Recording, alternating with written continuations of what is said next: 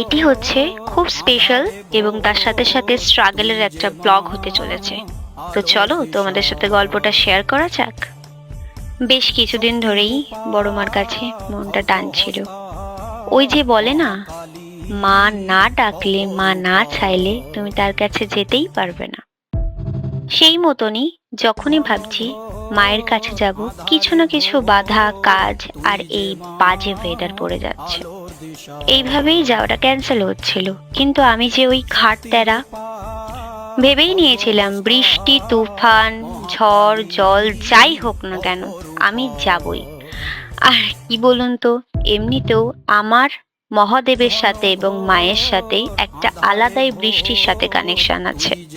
যখনই আমি তাদের কাছে যাই, তাদেরকে দর্শন করতে যাই, তখনই বৃষ্টি হবেই। মানে আমার সাথে আর ওদের সাথে মাঝখানে বৃষ্টি রাখবেই।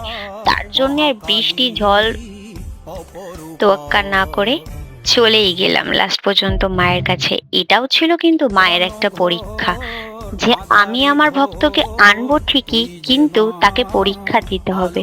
তাই প্রায় ভিজে ভিজেই দেওয়া হয়েছিল পুজোটা। তার মধ্যে হয়ে গেল আর এক কাণ্ড।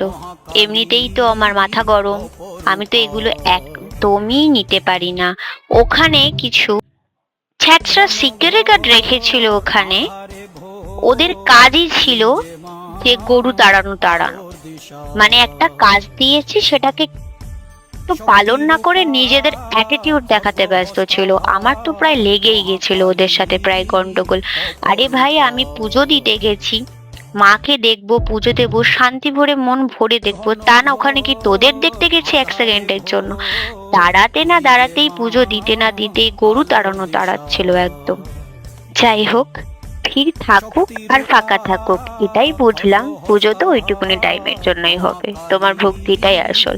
যাই হোক, মনের ইচ্ছাটা পূরণ হয়েছে পুজো দেবার, এটাই অনেক। আর একবার যাওয়ারও ইচ্ছা থাকলো, সেই দিন গিয়ে চারিপাশটা ঘুরে দেখবো। তো চলো আজকে এইটুকুনি। Stay tuned and still there.